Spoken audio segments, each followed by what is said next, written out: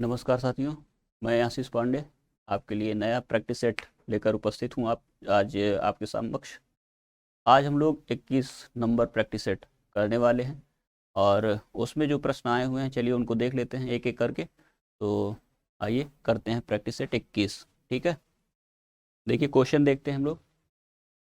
सबसे पहला क्वेश्चन क्या है, निम्नलिखित में से कौन सा वर्ण तालव्य नहीं है। ठीक है, वर्ण तालव्य नहीं है ये पूछा गया है। ठीक, तो कौन सा वर्ण तालव्य नहीं है इस चीज़ को बताना है इस प्रश्न में। तो देख लेते हैं। देखिए चार विकल्प आपके समक्ष दिए हुए हैं। च दिया है, झ दिया है, क दिया है, छ दिया है। देखिए तालव्य नहीं, तालव्य वर्ण कौन कौन से हैं? च वर्ग के पूरे वर्ण। ठीक है, च वर्ग का पूरा वर्ण, ई और य, च। ठीक है, ये सभी क्या है, च वर्ग, ई, इसमें दीर्घ ई भी जोड़ देते हैं। ठीक है, ई, ई, य और स, ये सभी जितने वर्ण हैं, जितने मैंने नोट किया है यहाँ पर, ये सभी क्या हैं, तालव्य वर्ण। और च वर्ग में देखिए तो कौन कौन से वर्ण आते हैं, य, ठ, ज, झ और य, है ना। ये सभी वर्ण किसके हैं, तालव्य वर्ण के हैं, च वर्ग के। ठीक है, ये च वर्ग में ये सभी वर्ण आ जाएंगे। अब देखिए इसमें आपको च भी मिल रहा है विकल्प में, छ भी मिल रहा है विकल्प में और झ भी मिल रहा है विकल्प में। तो अब ये जब मिल रहे हैं तो ये क्या है, सभी आपके तालव्य वर्ण होंगे। जबकि जो आपका सही विकल्प है उत्तर वाला वह है क। ठीक है, क वर्ण क्या है, कंठ वर्ण है। ठीक है, कंठ वर्ण है, कंठ उच्चारण स्थान से उच्चरित होता है। ठीक है, तो ये अकुह विसर्जनीय नाम कंठा, यह एक सूत्र है जिसके हिसाब से देखा जाए तो आपका क जो वर्ण है वह कंठ वर्ण है। इसके सभी वर्ण इस वर्ग के, ठीक है, क ख ग घ अंग च छ ज झ, क ख ग घ अंग, ये सभी क्या होगा, आपका कंठ ध्वनियां होंगी। ठीक है, कंठ वर्ण होंगे। तो ये विकल्प आपका सी सही होगा। ठीक है, आगे चलते हैं। देखिए इसमें प्रश्न पढ़ते हैं, इनमें से किस वाक्य में अर्धविराम का प्रयोग हुआ है। ठीक है, अर्धविराम का प्रयोग कहाँ पर हुआ है ये बताना है। किस वाक्य में अर्धविराम का प्रयोग हुआ है साथियों, देख लेते हैं हम लोग।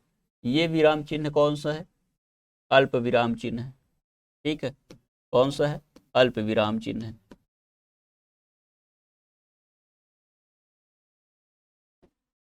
इसके बाद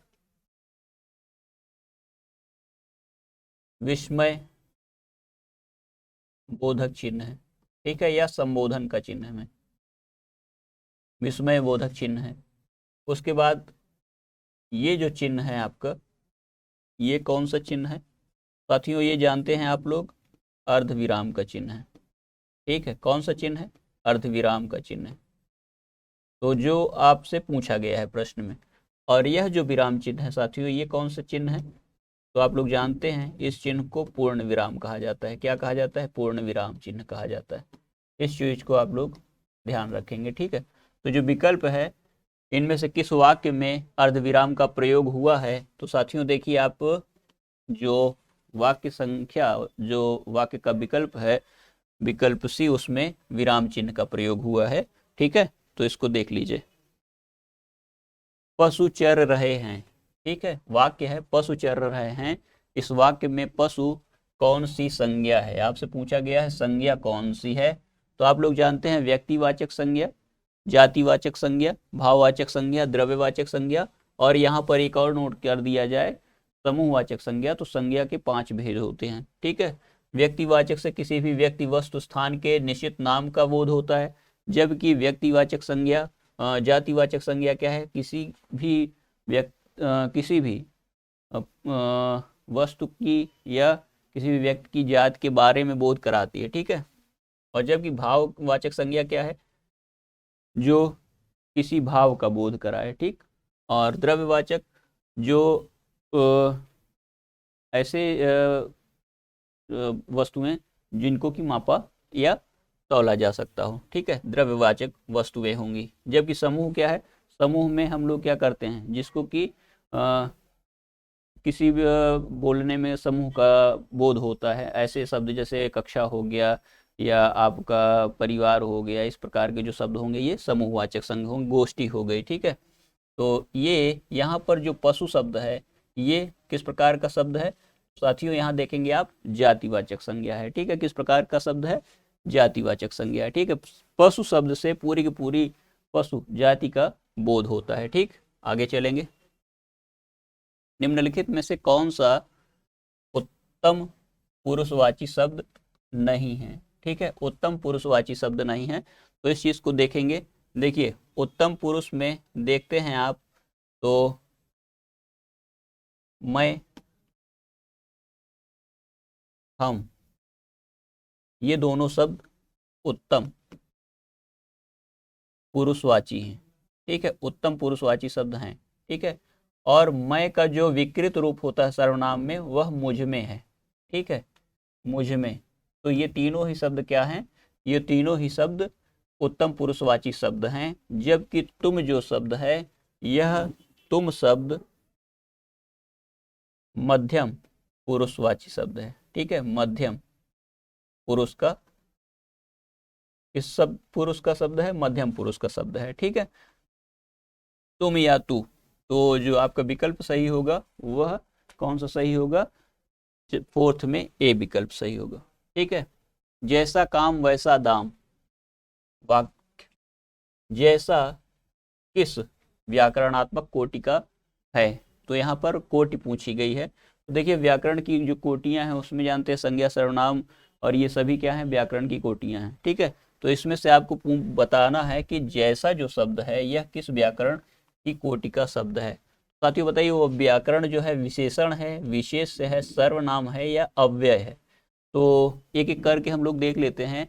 जो विशेषण शब्द है वह क्या होता है, किसी विशेष की, है ना, विशेष अर्थात संज्ञा या सर्वनाम की विशेषता बताते हैं, उन्हें हम लोग क्या कहते हैं, विशेषण कहते हैं। अच्छा विशेष क्या है, विशेष वे शब्द होते हैं जिनकी विशेषण जो शब्द होते हैं विशेषता बताते हैं, ठीक है। तो विशेषण शब्द जिन शब्दों की विशेषता बताएं वे शब्द क्या कहलाते हैं, विशेष कहलाते हैं, अर्थात संज्ञा या सर्वनाम। सर्वनाम क्या है, संज्ञा के स्थान में प्रयुक्त होने वाले जो शब्द हैं उनको हम लोग क्या कहते हैं, सर्वनाम कहते हैं, ठीक है। नाम एक ही बार प्रयोग हो, उसके बाद पैराग्राफ में या पैसेज में या कहिए अवतरण में अन्य बार जो भी नाम के स्थान पर प्रयुक्त होने वाला शब्द होगा वह क्या होगा, सर्वनाम होगा, ठीक है। अव्यय क्या है, अव्यय होता है अविकारी शब्द जिनमें कि लिंग वचन और क्रियाकाल इन आधार पर लिंग वचन कारक और काल के आधार पर कोई परिवर्तन नहीं होता, ठीक है। तो साथियों देखिए यहाँ जो जैसा शब्द है, यह जो शब्द है यह आपका विशेषण सूचक शब्द है, ठीक है। किस प्रकार का शब्द है, विशेषण सूचक शब्द है। तो आप लोग इसको लगा लेंगे। देखिए एक वाक्य है आपके सामने, श्याम बाजार जा रहा है। इस वाक्य में क्रिया का कौन सा प्रकार है। साथियों देखिए ये जो वाक्य है इसमें आप देखेंगे तो जाने की क्रिया हो रही है, जा रहा है। यह जो क्रिया है, जाना जो क्रिया होती है, यह मूल रूप से देखा जाए तो यह अकर्मक क्रिया होती है, ठीक है। जाना सोना इत्यादि जो क्रियाएं हैं अकर्मक क्रिया है। लेकिन इस प्रश्न में विकल्प जो दिया गया है वह सकर्मक माना गया है, ठीक है।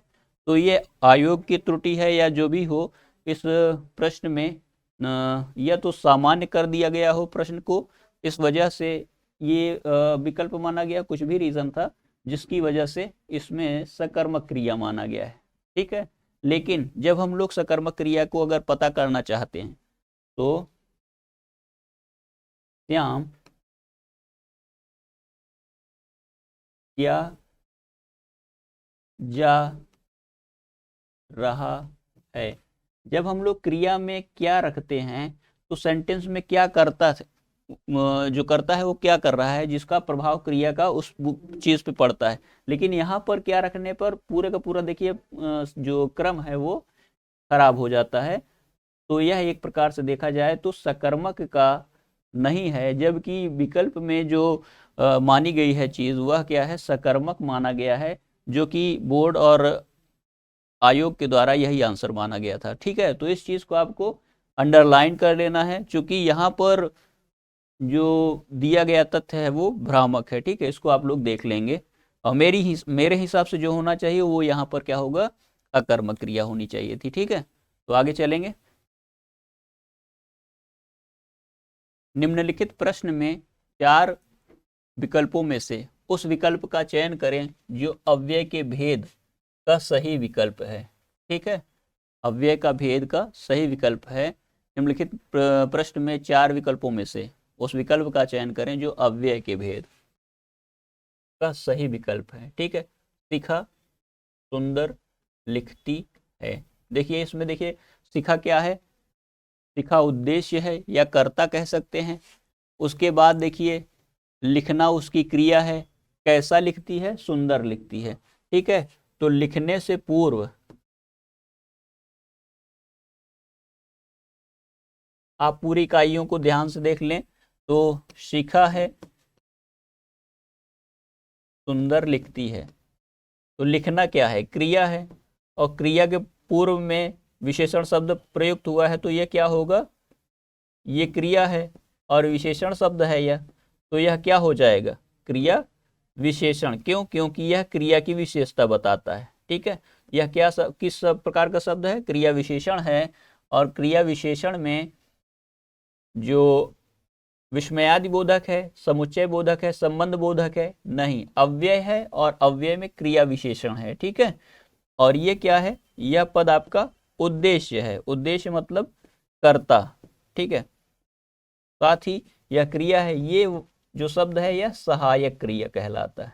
ठीक है, इन चीजों को आपको ध्यान रखेंगे, समझ कर चलेंगे तभी आपको समझ में आ जाएगा। ठीक है, तो विशेषण जो शब्द है वो विशेषण क्रिया के पहले लगा है, इसलिए इसको हम लोग क्रिया विशेषण कहेंगे। ठीक है, अव्यय का एक भेद होता है क्रिया विशेषण। ठीक, तो ये चीज आपको समझ में आ गई होगी, आपका विकल्प जो होगा डी सही हो जाएगा। ठीक है, 7th में डी, मनगढ़ंत, शिष्टता, घबराहट, इन शब्दों के लिंग बताना है। ठीक है, ये किस लिंग के हैं, पुल्लिंग के हैं, स्त्रीलिंग के हैं, कि नपुंसक लिंग के हैं। देखिए मनगढ़ंत बातें की गई, शिष्टता आ गई, और घबराहट हो रही है। ठीक है, देखिए मनगढ़ंत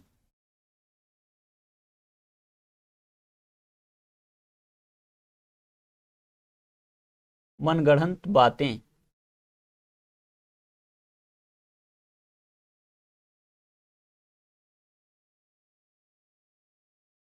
मनगढ़ंत शिष्टता और घबराहट। तो शिष्टता आ गई, शिष्टता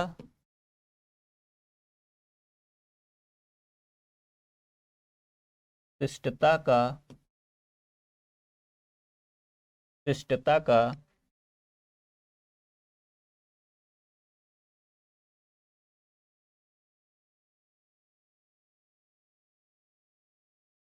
सब में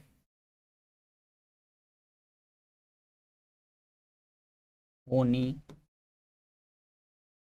चाहिए। ठीक है, शिष्टता सब में होनी चाहिए, घबराहट हो रही है,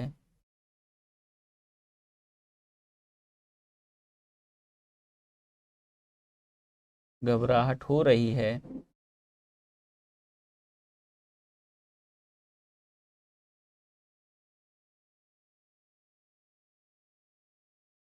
ये मनगढ़ंत बातें हैं।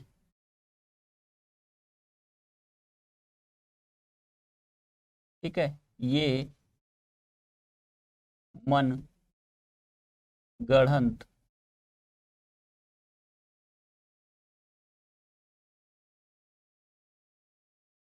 हैं, ये मनगढ़ंत है, किससे हैं, ठीक है।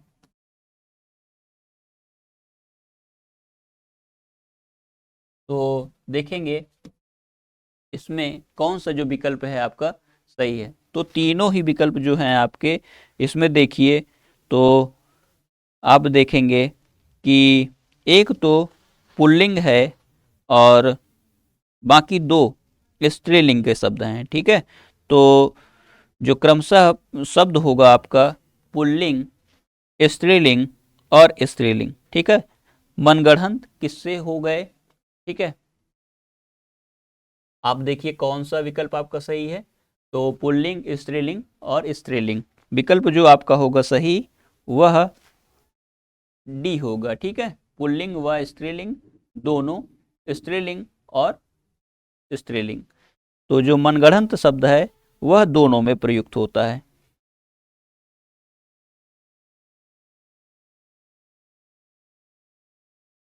तो ये आपका विकल्प डी सही होगा, ठीक है। आगे चलेंगे। पुस्तक रखी है, वाक्य में वचन है, ठीक है। तो पुस्तक रखी है, पुस्तक किस, अब यहां पर देखेंगे जो रखी क्रिया है क्या यह एक वचन की है या बहुवचन की है। तो साथ ही देखेंगे पुस्तक जो है एक है, और जब एक है तो इसका जो क्रिया है वह भी एक वचन की है। अगर पुस्तकें होता तो रखी हैं हो जाता, ठीक है। तो अगर हमारा जो क्रिया है सहायक क्रिया और मूल क्रिया वह बहुवचन बोधक नहीं है, तो स्वाभाविक सी बात है वह एक वचन की क्रिया होगी। जबकि हिंदी में द्विवचन तीन वचन तो होते ही नहीं है। तो आपका जो विकल्प सही होगा वह कौन सा विकल्प होगा, एक विकल्प सही होगा, ठीक है। इस चीज को देख लेंगे। निम्नलिखित प्रश्न में चार विकल्पों में से दिए गए वाक्य का सही काल वाला विकल्प पहचानिए, ठीक है। सही काल वाला विकल्प पहचानना है तो कौन सा है। यदि मैं समय पर स्टेशन पहुंचता, ठीक है, यदि मैं समय पर स्टेशन पहुंचता तो मेरी गाड़ी न छूटती। देखिए यह यहाँ पर चार भूतकाल के दिए गए हैं और एक जो विकल्प है वो सामान्य वर्तमान काल का है। देखिए संदिग्ध भूतकाल में क्या होता है, श्याम बाजार गया होगा, मतलब वहां पर संभावना होती है, संभावना व्यक्त की जाती है। जबकि जो वर्तमान काल है, वर्तमान काल में क्या होता है, राम पढ़ता है, राम पढ़ता है, सीधी सी बात है वर्तमान काल में। आसन्न भूतकाल में क्या होता है,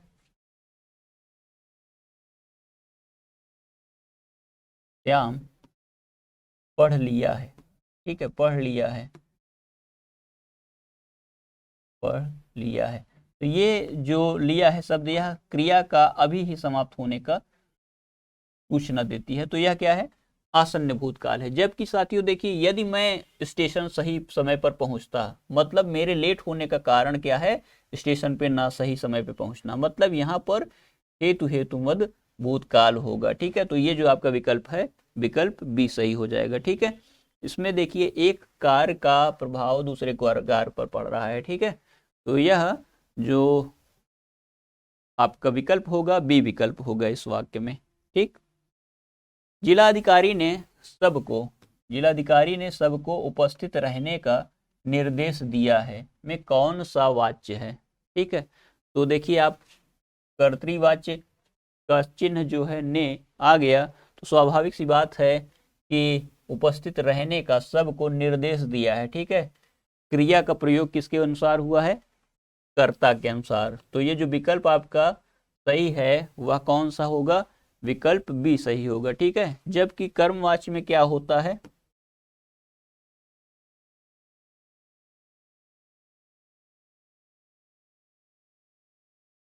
राम के द्वारा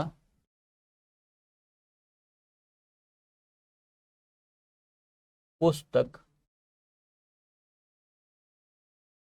पढ़ी गई, ठीक है, राम के द्वारा पुस्तक पढ़ी गई। अब देखिए पुस्तक की जो वचन है और लिंग है, उसके अनुसार देखिए क्रिया का लिंग और वचन है। तो इस आधार पर देखा जाए तो यहाँ पर पुस्तक कर्मवाच्य का वाक्य होगा, ठीक है। जबकि भाववाच्य में क्या होता है,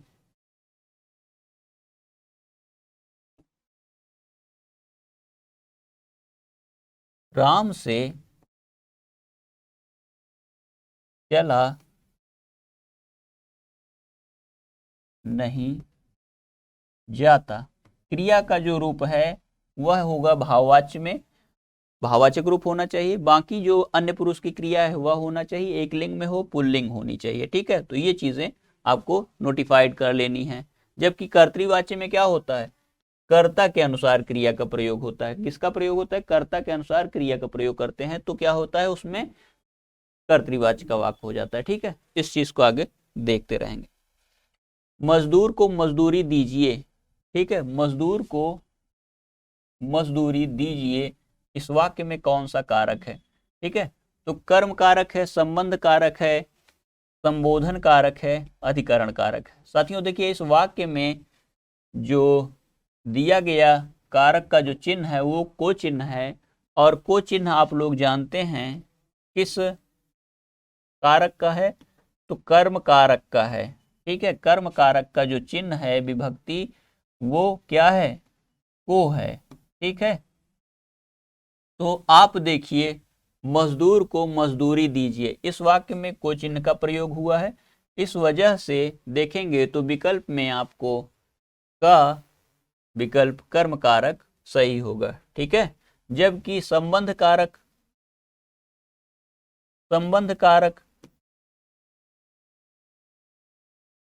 के चिन्ह क्या हैं, संबंध कारक के चिन्ह क्या हैं, का, के, की, ठीक है, रा, रे, री, ये सभी चिन्ह क्या हैं, ये संबंध कारक के हैं। संबोधन कारक होता तो है लेकिन उसमें हे, अहे, अहो इस चीज का प्रयोग होता है, और उसका प्रयोग कहाँ पे होता है, संबोधन का केवल प्रयोग आप देखिए तो संज्ञाओं के रूप में होता है। संबोधन कारक का चिन्ह क्या है,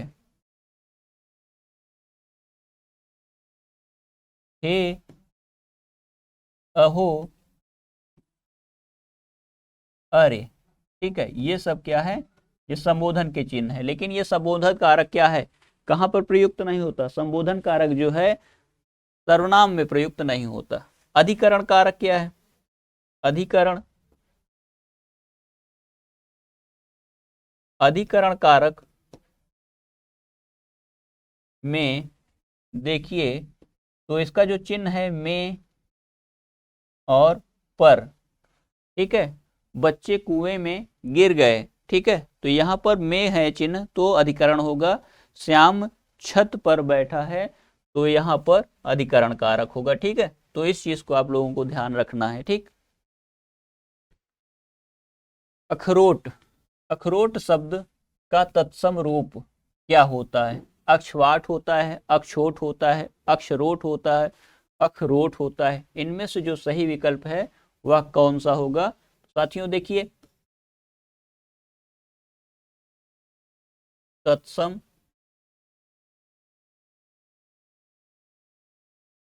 तद्भव, ठीक है।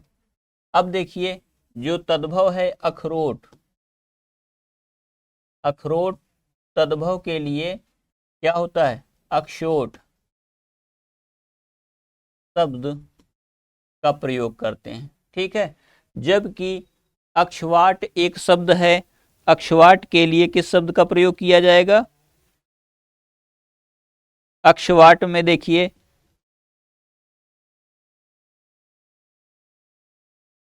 ये अखरोट, ये सभी विकल्प जो हैं इस प्रश्न के हिसाब से असंगत हैं, ठीक है। तो इसमें आपका जो विकल्प बी होगा वो सही होगा, ठीक। निम्नलिखित में से हिंदी संस्कृत का उपसर्ग कौन सा है, साथियों देखिए इसमें से कौन सा उपसर्ग हिंदी का है या संस्कृत का है। तो उपसर्ग देखिए, उपसर्ग देख लेते हैं। उपसर्ग वे शब्दांश होते हैं जो शब्द के पहले लगते हैं, ठीक है, शब्द के पहले लगते हैं।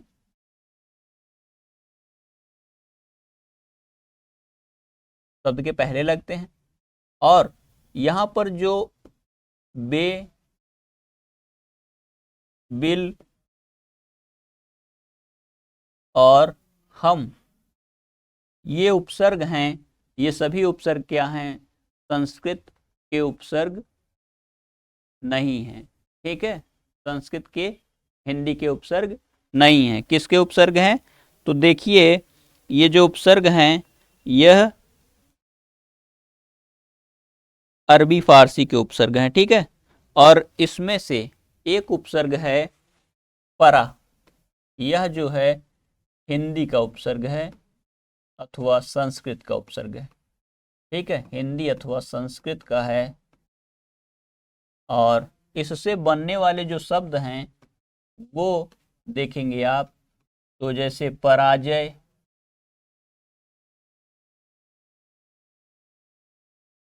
पराक्रम, परामर्श,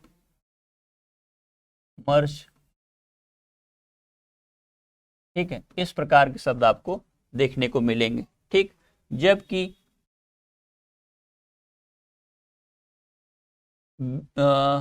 बेसहारा,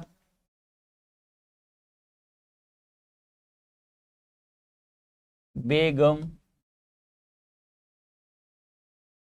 बेकार, बेगैरत, ये सभी शब्द क्या हैं? अरबी फारसी के उपसर्ग हैं, ठीक है। हम सफर,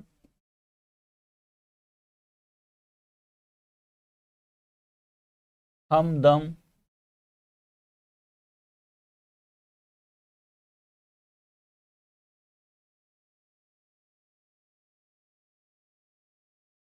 इस तरह से जो उदाहरण होंगे वो होंगे आपके अरबी फारसी आगत के, ठीक है। आगे चलते हैं। इनमें से तंद्रालु शब्द में प्रयुक्त कौन सा है? ठीक है, प्रत्यय बताना है, इसमें कौन सा प्रत्यय प्रयुक्त हुआ है। तो देखिए, अल प्रयुक्त हुआ है, अल का प्रयोग हुआ है, लू का प्रयोग हुआ है, आलू का हुआ है, अलू का हुआ है। तो इनमें से कौन सा प्रयोग हुआ है? देखिए हम लोग, देखिए अलग अलग कर देते हैं। तंद्रा एक शब्द है, ठीक है, और उसमें आलू शब्द का शब्दांश का मेल हुआ है, ठीक। तो तंद्रा और आलू मिल करके तंद्रालू बनता है। क्या बनता है? तंद्रालू, ठीक है। इसमें आलू प्रत्यय है, क्या है? प्रत्यय है, और यह क्या है? मूल शब्द है तंद्रा, ठीक है। इस चीज को आपको ध्यान रखना है, ठीक। अब देखिए, तंद्रा के बाद तंद्रा धन आलू शब्द से बना तंद्रालू, निंद्रा से एक शब्द बनाइए निद्रालु, आलू लगा कर बनाए आलू, निद्रालु।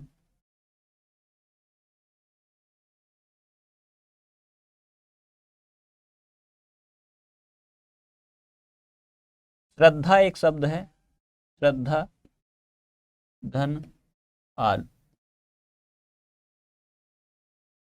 श्रद्धालु।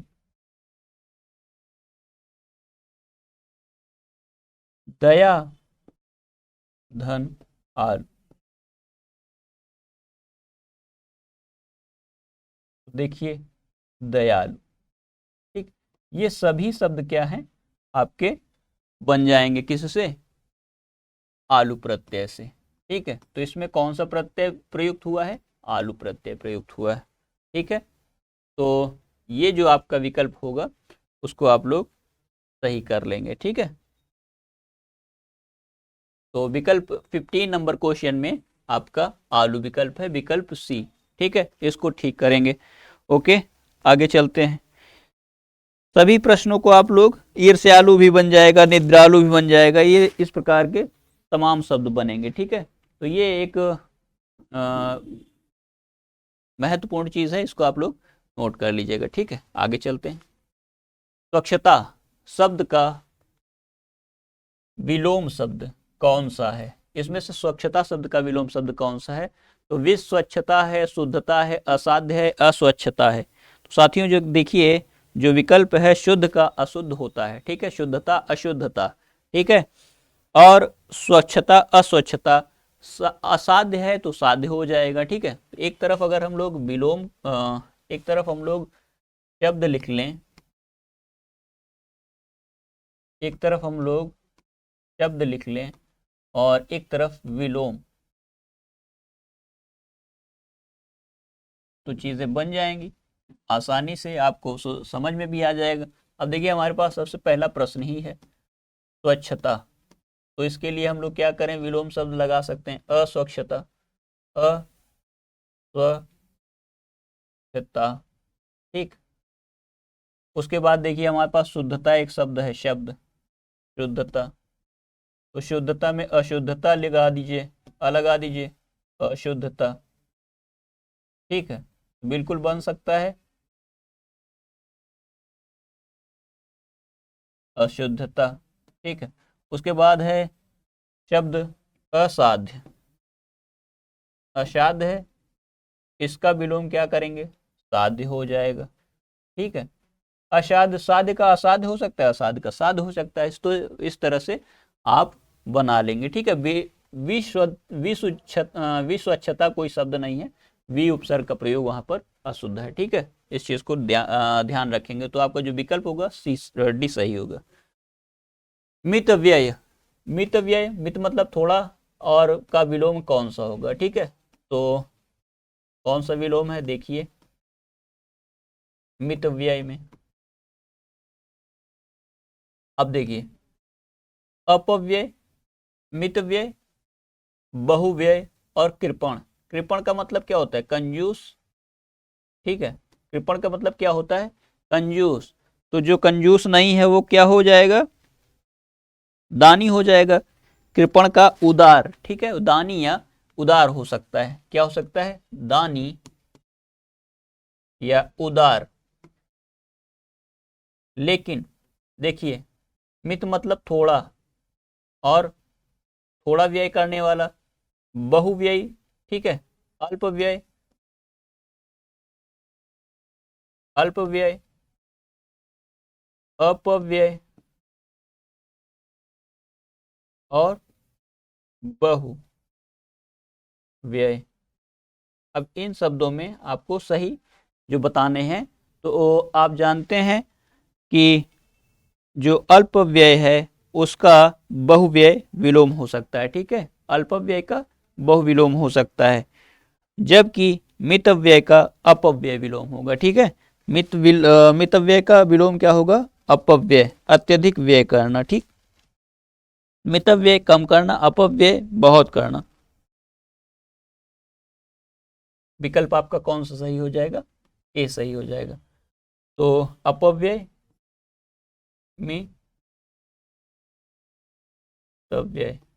ठीक है, और अल्पव्यय यहाँ पे बहु व्यय कर सकते हैं। ठीक है, अच्छा बहु है, अगर मान लीजिए बहु आ जाए पहले बहुव्यय, तो आप अल्पव्यय कर लीजिए, तो दोनों के आपको बन जाएंगे। ठीक है, तो इस तरह से आप लोग इसके प्रश्न विलोम से संबंधित कर लेंगे।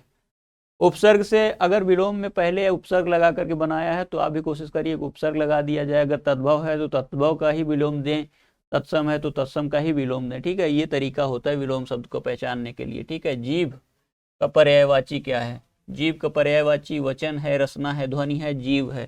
तो आप लोग जानते हैं जीव किसे कहा जाता है, प्राण को कहा जाता है, और रूह आत्मा और जीव आत्मा कहते हैं। किसको कहते हैं, जीव, प्राण को कहा जाता है, प्राण को कहा जाता है। ठीक है, प्राण को, रूह को, आत्मा को, प्राण, रूह, आत्मा। ठीक है, ये सब क्या है, जीवात्मा भी कह सकते हैं इसको, जीव आत्मा भी कहा जा सकता है रूह को। ठीक है, उसके बाद क्या है, वचन।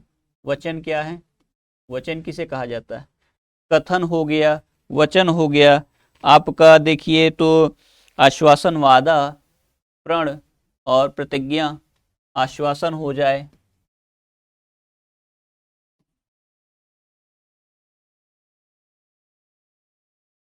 आश्वासन, आश्वासन हो गया, प्रण हो गया, प्रतिज्ञा हो गया। ठीक है, तो ये सब क्या हो जाएगा आपका, क्या हो जाएगा, ये आपका वचन का। रसना है, रसना किसका पर्यायवाची शब्द है, तो रचना है जीव का। ठीक है, जीव, जुबान,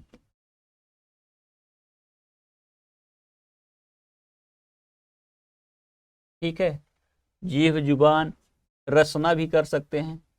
ठीक,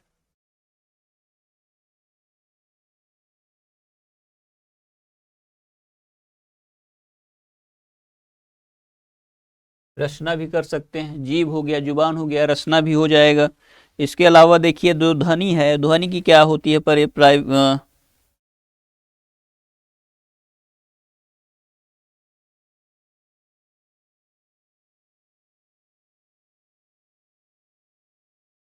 जिह्वा, ठीक, जिह्वा, रसिका इत्यादि शब्द आप जीव के लिए प्रयुक्त कर सकते हैं। ठीक है, उसके बाद देखिए ध्वनि, ध्वनि शब्द की पर्यायवाची क्या है, तो ध्वनि जानते हैं आप लोग, शब्द, आवाज, रव। ठीक है, उसके बाद निनाद, नाद, गूंज, नाद,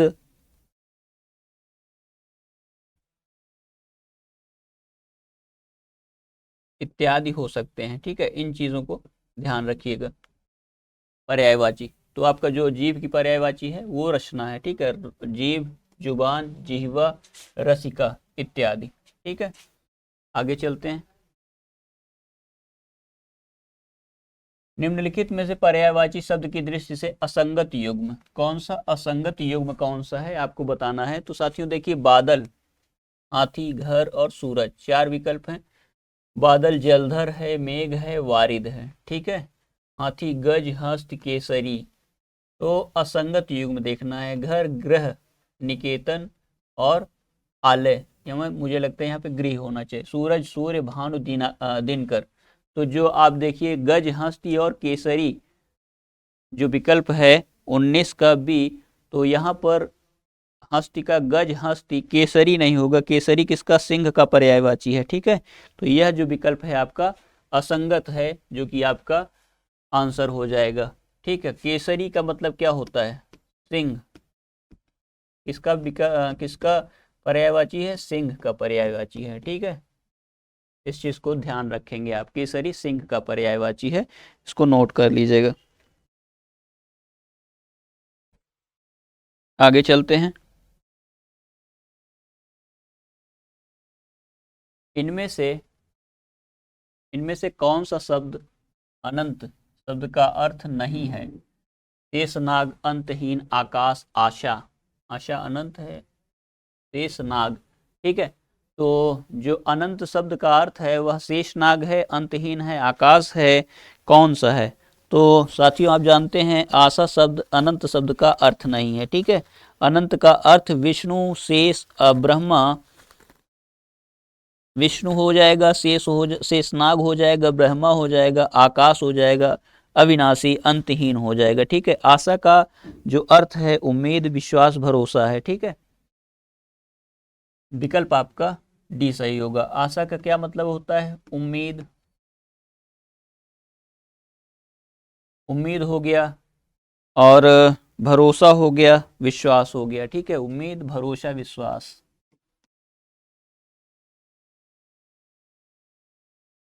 ठीक, ये शब्द जो हैं वो आपके क्या हैं, इसके अनेकार्थी शब्द हैं। ठीक है, जबकि अनंत जो है वह शेषनाग, अंतहीन, आकाश, इन सभी का अर्थ देता है। ठीक है, आगे चलें। कुंजन, कुजन और कूजन, शब्द युग्म का सही शब्द युग्म ज्ञात कीजिए। ठीक है, दिए गए जो शब्द युग्म है का सही शब्द युग्म ज्ञात करना है। कूजन क्या होता है? कूजन पक्षियों की चहचहाहट और निपुणता। कूजन कुआं और दुष्ट, निपुणता और बुरा, दुष्ट पक्षियों की चहचहाहट। ठीक है, तो सबसे आशा जो देखा जाए तो जो कु है या उपसर्ग है और ये जन शब्द में लगा हुआ है, तो ये कैसा हुआ? कुजन। कुजन मतलब बुरा व्यक्ति, दुष्ट। कुजन का क्या मतलब होता है? दुष्ट हुआ। ठीक है, तो इस जगह पे आप क्या कर सकते हैं कि दुष्ट, दुष्ट आपको यहां मिलता है। और कूजन पक्षियों का जो कलरव है उसको क्या कहा जाता है? कूजन कहा जाता है। ठीक है, पक्षियों की चहचहाहट। तो जो विकल्प होगा आपका वह सही होगा क्या? कौन सा विकल्प सही होगा? 21 में आपका डी सही हो जाएगा। ठीक है, आगे चलेंगे। जो पीने योग्य नहीं है, इस वाक्यांश के लिए आपको शब्द सही देना है। कौन सा शब्द होगा? तो आप देखिए, जो पीने योग्य नहीं है इसके लिए एक वाक्यांश का शब्द देना है, और कौन सा शब्द नहीं होगा इसको देख करके बताएंगे। ठीक है, कौन सा शब्द नहीं है। साथियों देखिए, जो नापेय जहर अपेय अमृत है, तो इसमें जो अपेय शब्द है, अर्थात नहीं के लिए हम अगर अ लगा लें, ठीक है, नहीं सूचक के लिए अ कर दें, पीने योग्य पेय। ठीक है, अपेय जो शब्द है वह जो न पीने योग्य है, जो पीने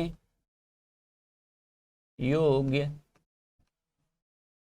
न नहीं हो, ठीक है, ये जो शब्द होगा वह हो जाएगा अमृत। जो अमर रहे, जो कभी न मरे,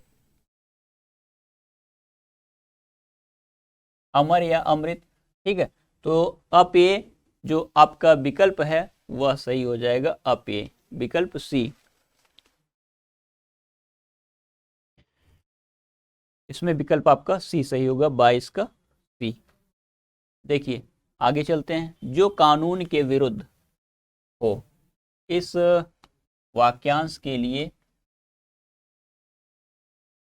एक उपयुक्त शब्द कौन सा होगा? अनैतिक हो, अनुचित हो, अवैध हो, अधार्मिक हो। साथियों जानते हैं अनुचित जो होता है, जो उचित ना हो वो क्या कहलाएगा? अनुचित कहलाएगा। उचित ना हो, जो उचित ना हो। धार्मिक, जो धर्म को न माने, जो धार्मिक ना हो। अधार्मिक, नीति के विरुद्ध हो, अनैतिक। ठीक है, तो अनैतिक कौन होगा? जो नीति के विरुद्ध हो। ठीक है, उसे क्या कहते हैं? विरुद्ध हो, उसे हम लोग क्या कहते हैं? जो नीति के विरुद्ध हो वह अनैतिक है। ठीक, वह क्या है? अनैतिक है। अनुचित, जो उचित ना हो। ठीक है, जो उचित ना हो वह क्या है? अनुचित।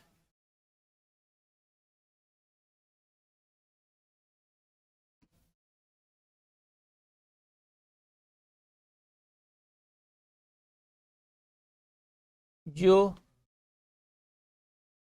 कानून के विरुद्ध हो, जो कानून के विरुद्ध हो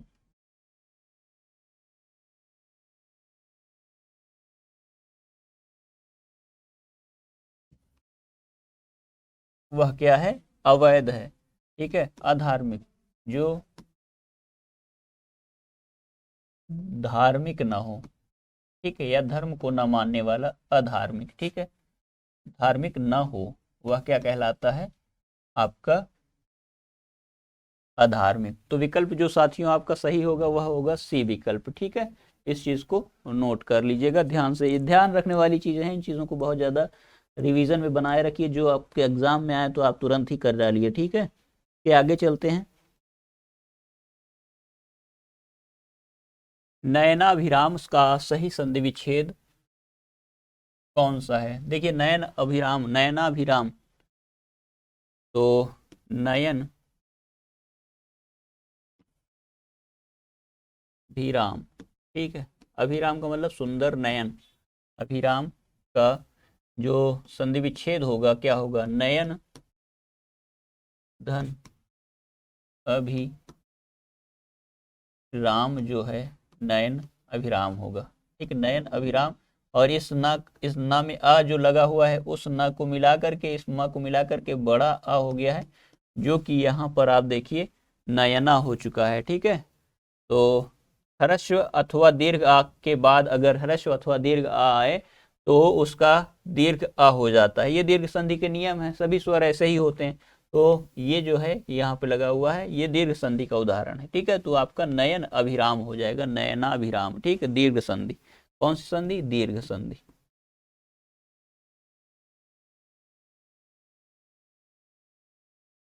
ये आपका विकल्प सही होगा। आगे चलते हैं।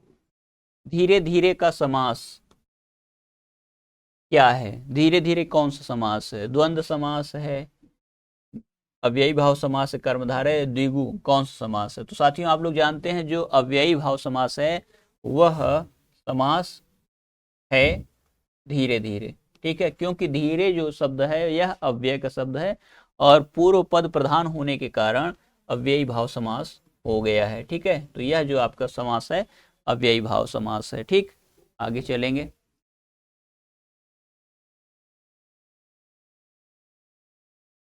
कुछ वाक्य दिए हैं, कौन सा वाक्य शुद्ध है इसको देखना है। उसे मृत्यु दंड की सजा दी गई, उसे मृत्यु दंड की सजा दी गई, खरगोश को काट कर गाजर खिलाओ, मेरी करनी का फल भोग रहा हूं, कृपया यहाँ बैठने की कृपा करें, ठीक है। तो इसमें से जो आपका सही वाक्य होगा वह देखना है। तो कोई भी वाक्य देखें, जैसे मृत्यु दंड, अब देखिए दंड जब सजा लग गई तो एक शब्द की अधिकता हो रही है, इस दृष्टि से मृत्यु की सजा दी गई, अगर दंड दिया गया होता तो एक इनमें से एक ही होना चाहिए था। खरगोश को काट कर गाजर खिलाओ, खरगोश को काट कर के नहीं बल्कि गाजर काट कर खरगोश को खिलाओ होना चाहिए था। मेरी करनी का फल भोग रहा हूं, मैं अपनी करनी का फल भोग रहा हूं, ठीक है, मैं अपनी करनी का फल भोग रहा हूं, कृपया यहाँ बैठें, कृपया यहाँ बैठने की कृपा करें, ऐसा नहीं होना चाहिए, बल्कि कृपया यहाँ बैठें, ठीक है, यह होना चाहिए। तो देखिए सभी शब्द जो वाक्य हैं अशुद्ध हैं, ठीक है। इसमें से जो आपको सही होगा वह क्या है? कृपया यहाँ बैठने की कृपा करें। तो इसमें कृपया तो ऊपर से हम लोग कर देते हैं, उसे मृत्यु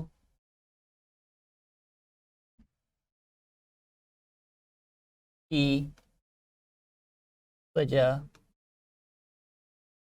दी गई, उसे मृत्यु की सजा दी गई, गाजर काट कर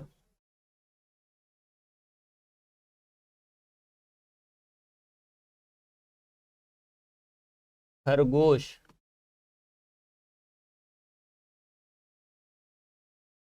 को खिलाओ, ठीक है, गाजर काट कर खरगोश को खिलाओ, मैं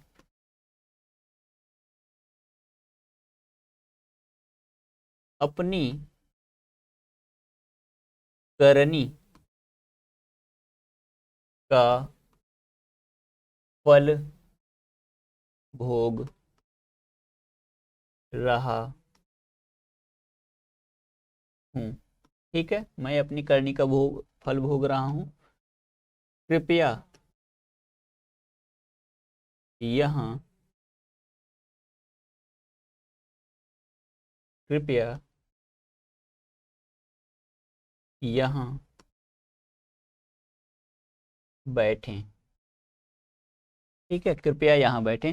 तो इसको आप लोग देख लेंगे, ठीक है। उसे मृत्यु दंड दिया गया या उसे मृत्यु दंड की सजा दी गई, मृत्युदंड, मृत्यु की सजा दी गई। काटकर खरगोश को गाजर खिलाओ, मैं अपनी करनी का फल भोग रहा हूं। कृपया यहाँ बैठें। कर लेंगे।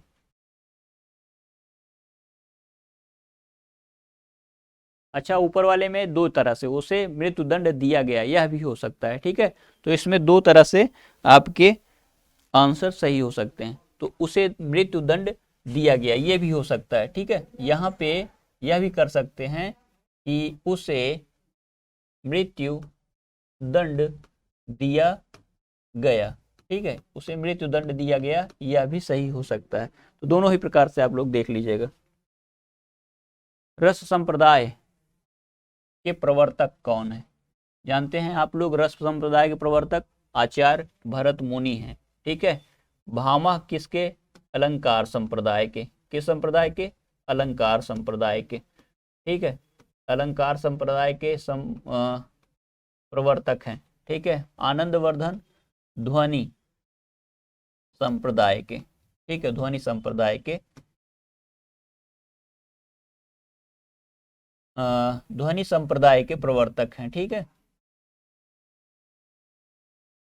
उसके बाद अभिनव गुप्त जो है, साथी देखिए तो रस सूत्र के व्याख्याकार हैं। ठीक है, रस सूत्र, किसका रस सूत्र? भरत मुनि का रस सूत्र के व्याख्याकार हैं। ठीक है, व्याख्याकार हैं, इस चीज को ध्यान रखिए,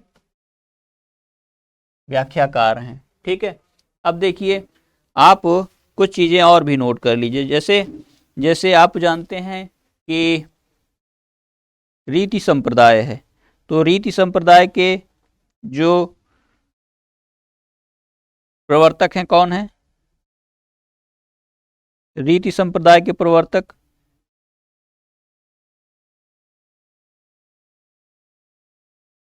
रस संप्रदाय के प्रवर्तक तो भरत मुनि हैं। अलंकार संप्रदाय के प्रवर्तक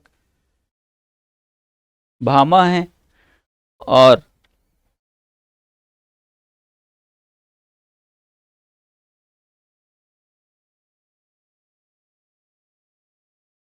आपको क्षेमेंद्र वामन, रीति संप्रदाय के प्रवर्तक वामन हैं। इन सब चीजों को भी नोट कर लेना है। ठीक है, आगे चलते हैं। इनमें से अर्ध सममात्रिक जाति का छंद कौन सा है? ठीक है, कौन सा सममात्रिक छंद है इनमें से? तो देखिए, कुंडलिया, दोहा, रोला, चौपाई। साथियों देखिए, कुंडलिया, दोहा, रोला, चौपाई में से कौन सा जो आपका विकल्प होगा सही होगा? तो आप लोग जानते हैं कि जो दोहा है यह अर्ध सममात्रिक छंद है। ठीक है, दोहा अर्ध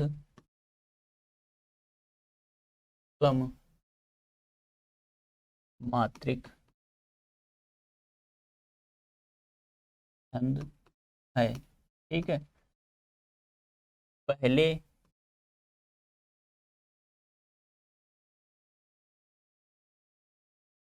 तीसरे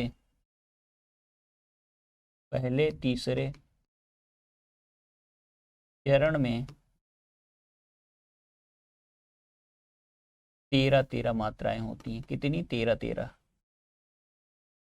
दूसरे चौथे चरण में 11 मात्राएं होती हैं। ठीक है, विषम मात्रिक, यह देखिए अर्ध सममात्रिक छंद है। ठीक है, इसके दो चरण ही समान होते हैं, पहला और तीसरा चरण असमान होता है। ठीक है, यह मात्रिक छंद है, इस चीज को आप लोग ध्यान रखेंगे। जबकि रोला और चौपाई जो है सममात्रिक छंद है, कुंडलिया भी। ठीक है, इसमें आप लोग देख लीजिएगा।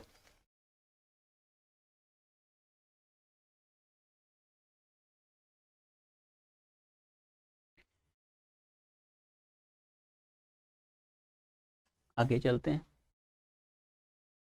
जननी तू जननी भई, जननी तू जननी भई, विधि सन कछु न बसाए में कौन सा अलंकार है? ठीक है, तो देखिए इसमें कौन सा अलंकार है, जननी तू जननी भई विधि सन कछु न बसाए।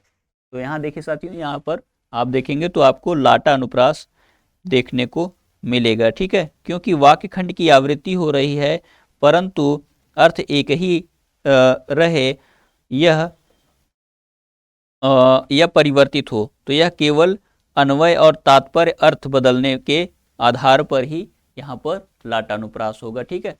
तो जननी का जो देखिए आप शब्द या वाक्य खंड क्या होता है लाटानुप्रास में, वो उनकी आवृत्ति होती है, लेकिन उनके अर्थ और जो व्याख्या है वह संदर्भ या अन्वय के हिसाब से बदलती है। तो यह लक्षण जो है लाटानुप्रास का है, ठीक है। तो इसमें जो विकल्प होगा आपका विकल्प सी सही होगा। व्याकरण का वह विभाग, ठीक है, व्याकरण का वह विभाग जिसमें शब्दों के भेद, रूप, बनावट आदि का वर्णन होता है, क्या कहलाता है, ठीक है, क्या कहलाता है साथियों। देखिए व्याकरण का प्रमुख, व्याकरण के प्रमुख अंग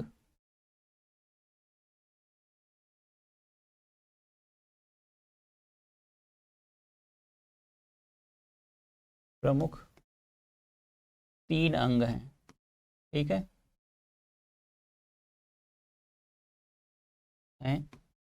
जिनमें पहला क्या है, वर्ण विचार है पहला,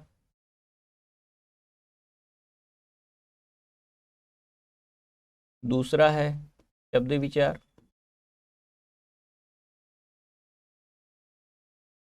और तीसरा है वाक्य विचार, ठीक है। तो व्याकरण के अंतर्गत हम 3 प्रमुख चीजों का वर्णन या 3 चीजों का ज्ञान प्राप्त करते हैं, किसका, वर्ण व्यवस्था का, शब्द विचार का या वाक्य विचार का, ठीक है। तो व्याकरण का वह विभाग जिसमें शब्द के भेद, रूप, बनावट आदि पर ध्यान दिया जाए या वर्णन हो, तो उसे हम लोग क्या कहते हैं, शब्द विचार कहते हैं, ठीक है। तो शब्द विचार, जहां व्याकरण के जिस अंग में ध्वनि, ध्वनि के भेद, वर्ण, वर्ण के रचना, वर्ण की उत्पत्ति, वर्ण के प्रकार, इन सब के बारे में विचार किया जाए, उनके भेद, उनके रूप और उनकी बनावट के बारे में बात की जाए, तो वो वर्ण विचार कहलाता है। जबकि भाषा में जब हम वाक्य के अंतर्गत आने वाले उसके वाक्य कैसे बनते हैं, वाक्य के रचना का क्या क्रम है, उद्देश्य और विधेय, इन सब वाक्य के बारे में पढ़ते हैं, ठीक है, तो वो क्या कहलाता है, वाक्य के प्रकार, वाक्य के कितने भेद हैं, इन सब चीज़ों के बारे में पढ़ते हैं, और तो वहाँ पर क्या है, वो वाक्य विचार कहलाता है, ठीक है। तो ये 3 व्याकरण के प्रमुख अंग हैं, इनको आप लोगों को ध्यान में रखना है, ठीक है। भाषा विचार कोई अंग नहीं है, तो विकल्प में जो आपका सही होगा आंसर वह है शब्द विचार, ठीक है। आगे चलते हैं। पोथा, देखिए लोकोक्ति है, और यह लोकोक्ति जो है इसको उचित विकल्प से भरना है, ठीक है। तो थोथा काला घोड़ा, थोथा चना, जानते हैं आप लोग, बहुत फेमस लोकोक्ति है, तोता चना बाजे घना, ठीक है। तो ये जो है खाली जो चना होता है वह बचता है, मतलब अल्प ज्ञान, एक तरह से जो चीज़ें जिनमें गुण नहीं होता है वो दिखावा ज़्यादा करती हैं, ठीक है। तो चना जो है यह लोकोक्ति आपको यहाँ भरना है, ठीक है। 31 में आपको बी ऑप्शन भरना है, ठीक। जिसका क्या अर्थ होगा, इस लोकोक्ति का अर्थ ये है कि गुण की कमी होने के बावजूद भी अधिक प्रदर्शन करना, ठीक है, गुण नहीं है फिर भी प्रदर्शन ज़्यादा करना। आगे कुआं पीछे खाई, ठीक है, दोनों ओर विपत्ति होना, दोनों ओर हरे गड्ढे होना, पहले कुआं खोदना फिर खाई, सामने कुआं पीछे खाई। तो जानते हैं साथियों, जब दोनों ओर से विपत्ति आ जाती है तभी व्यक्ति असहज स्थिति में पहुंच जाता है और कहता है आगे कुआं और पीछे खाई की स्थिति हो गई है, ठीक है। राम जंगल में एक तरफ तो उसके सामने सांप बैठा है विषैला, और दूसरी तरफ पीठ के पीछे उसके शेर उसको दौड़ा रहा है, तो उसकी स्थिति क्या हो जाती है कि उसकी गति तो यह हो गई कि आगे कुआं और पीछे खाई, ठीक है। यह लोकोक्ति चरितार्थ करता है, तो ये इस प्रकार से आगे चलेंगे, इस श्लोक उक्ति को देख लीजिए। देखिए, इतिहासकार ने कवियों का वर्ण अनुक्रम से किस कवि इतिहासकार ने रखा है? तो साथियों, जानते हैं आप लोग, गारसा दत्तासी एक प्रसिद्ध और साहित्य इतिहास लेखक हैं, ठीक है। इस्तवार इनकी एक रचना है हिंदी साहित्य की, द इस्तवार द लिटरेचर हिंदू हिंदुस्तानी, ठीक है। तो इस्तवार द कौन सी रचना है? इस्तवार द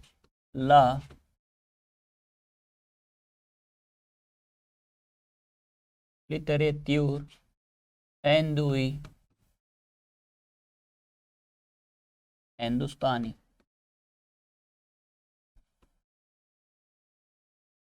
ठीक है। ये इनकी रचना है और इस रचना में इन्होंने क्या किया है, कवियों का जो क्रम रखा है वह किस विधि से रखा है? वर्णानुक्रम के अनुसार रखा है, ठीक है। तो जो आपके विकल्प सही है वह ए विकल्प सही है। जबकि देखिए, मिश्र बंधुओं ने मिश्र बंधु विनोद नाम की एक रचना लिखी है, ठीक है। मिश्र बंधु विनोद नाम की रचना लिखी है, ठीक है। 4 भागों में प्रकाशित करवाया है, 1934 में एक भाग प्रकाशित करवाया है। तो इस चीज को आप देखिए, मिश्र बंधु विनोद, यह रचना मिश्र बंधुओं की है और यह एक भारी कविवृत्त संग्रह हो गया है, ठीक है। इसमें देखिए तो आपको लगभग 5000 कवियों के जीवन वृत्त आपको देखने को मिलेंगे, ठीक है। तो ये महत्वपूर्ण रचना है। जबकि एडविन ग्रीव्स की जो रचना है वह देखेंगे तो स्केच ऑफ हिंदी लिटरेचर, ठीक है। स्केच ऑफ हिंदी लिटरेचर आपको मिलेगी, एडविन ग्रीव्स की रचना, ठीक है। स्केच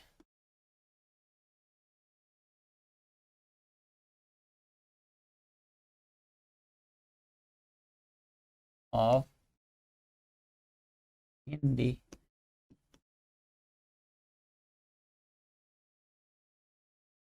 लिटरेचर, हिंदी लिटरेचर, इस स्केच ऑफ हिंदी लिटरेचर पुस्तक के लेखक हैं। आगे चलेंगे। देखिए, आपके समक्ष एक पैसेज है और इस पैसेज को हम लोग पढ़ लेते हैं। पढ़ने के उपरांत क्या करेंगे कि इसे क्वेश्चन को सॉल्व करेंगे। नहर अथवा नदी पर जल के प्रवाह को रोकने के लिए बांध का उपयोग किया जा सकता है। बांध लघु, मध्यम तथा बड़े आकार के हो सकते हैं। बड़े बांधों का निर्माण करना अधिक जटिल होता है। इनके निर्माण में अत्यधिक शक्ति, समय तथा धन खर्च होता है। बांध का निर्माण कंक्रीट, चट्टान, लकड़ी अथवा मिट्टी से भी किया जा सकता है। भाखड़ा बांध, सरदार सरोवर, टिहरी बांध इत्यादि बड़े बांध के उदाहरण हैं। एक बांध के लिए अत्यावश्यक है कि इसमें इसके पीछे के पानी के भार को वहन करने की क्षमता हो। बांध पर धकेले जाने वाले जल की मात्रा का जल दबाव जल की गहराई बढ़ने के साथ बढ़ता है।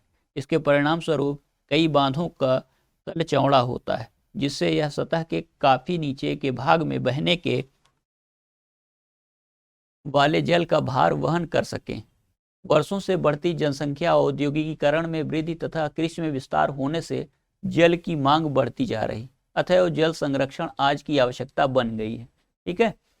वर्षा जल संचयन मुख्यतः भवनों की छतों पर इकट्ठे किए गए जल को भूमि में संरक्षित करके आगे काम में लेने की प्रक्रिया है, ठीक है। इसके लिए यह आवश्यक है कि भूजल की गिरावट को रोका जाए तथा भूजल स्तर में सुधार किया जाए। साथ ही समुद्र के जल का अंतर्गमन अर्थात समुद्र जल को भूमि की तरफ आने से रोका जाए और वर्षा के मौसम में अधिकतम जल का संरक्षण किया जाए, ठीक है। तो ये पैसेज था, इससे संबंधित हम लोग प्रश्न करेंगे, ठीक है। बड़े बांधों का निर्माण करना अधिक जटिल क्यों है, ठीक है। तो कम जरूरत होने के कारण, जनता के लिए हानिकारक होने के कारण, व्यर्थ के खर्चों और शक्तियों के दुरुपयोग के कारण, अत्यधिक शक्ति, समय तथा धन खर्च होने के कारण, ठीक है, बड़े बांधों का निर्माण करना अत्यंत जटिल है, ठीक है। तो जो आपका विकल्प डी है वो विकल्प सही है। ठीक, आगे चलेंगे। जल की मांग क्यों बढ़ती जा रही है? तो साथियों बताइए जल की मांग क्यों बढ़ती जा रही? तो वर्षों से बढ़ती जनसंख्या, प्रदूषण में वृद्धि तथा कृषि में विस्तार होने से, कृषि में ह्रास, औद्योगिकरण में वृद्धि तथा पर्यावरण में बदलाव के कारण, वर्षों से बढ़ती जनसंख्या, तापमान वृद्धि तथा वनों में वृद्धि के कारण, औद्योगिकरण में वृद्धि, वर्षों से बढ़ती जनसंख्या तथा कृषि में विस्तार होने से क्या हुआ? जल की मांग बढ़ती जा रही है। ठीक है, तो जो विकल्प आपका होगा वह विकल्प 35 का ए सही होगा। ठीक है, आगे चलते हैं साथियों। देखिए जल संचयन वह है जिसमें वर्षा जल को मुख्यतः भवनों की छत पर इकट्ठा करके भूमि में संरक्षित करके आगे काम में लिया जा सकता है। ठीक है, एक तो तथ्य ये है जल को पानी की टंकियों में बड़े बड़े बर्तनों में भरकर भविष्य के लिए रखा जा सकता है। एक विकल्प ये है वर्षा जल को आगे काम में लाने की प्रक्रिया को, नहीं ये तो नहीं होगा। वर्षा जल भवनों की छतों पर इकट्ठा किया जा सकता है, ऐसा नहीं है। जबकि आप देखिए वर्षा जल को मुख्यतः भवनों की छतों पर इकट्ठा करके भूमि में संरक्षित करके आगे काम में लिया जा सकता है। तो ये जो विकल्प आपका 36 है, 36 में ए जो विकल्प है ये आपका सही हो जाएगा। ठीक है, आगे चलेंगे। जल संरक्षण का सही समास विग्रह और समास का नाम क्या है? तो देखिए जल संरक्षण किसका हो रहा है? जल का। ठीक है, तो जल का संरक्षण कौन सा आपको समास का नाम भी बताना है, तो तत्पुरुष समास। ठीक है, जल संरक्षण का जल अव्ययी भाव समास, संरक्षण किया जा रहा है जिस जल का बहुव्रीहि जल के लिए संरक्षण। ठीक है, ये तो नहीं होगा, विकल्प आपका ए सही हो जाएगा। ठीक है, विकल्प जो ए है यह सही होगा। जल का संरक्षण किसका कर रहे हैं? जल का संरक्षण सही समास विग्रह है और इसका जो तत्पुरुष समास है उसके भेद का नाम है। ठीक है, तो साथियों देखिए ये 37 प्रश्नों की श्रृंखला मैं आपके समक्ष लेकर के प्रस्तुत था और ये 37 प्रश्न हम लोगों ने किए। ठीक है, इससे जो भी प्रश्न आपको कठिनाई लग रही हो उनको पुनः अभ्यास करें और मैं आगे की क्लास में 22वां एक्सरसाइज प्रैक्टिस सेट लेकर के उपस्थित होऊंगा। नमस्कार।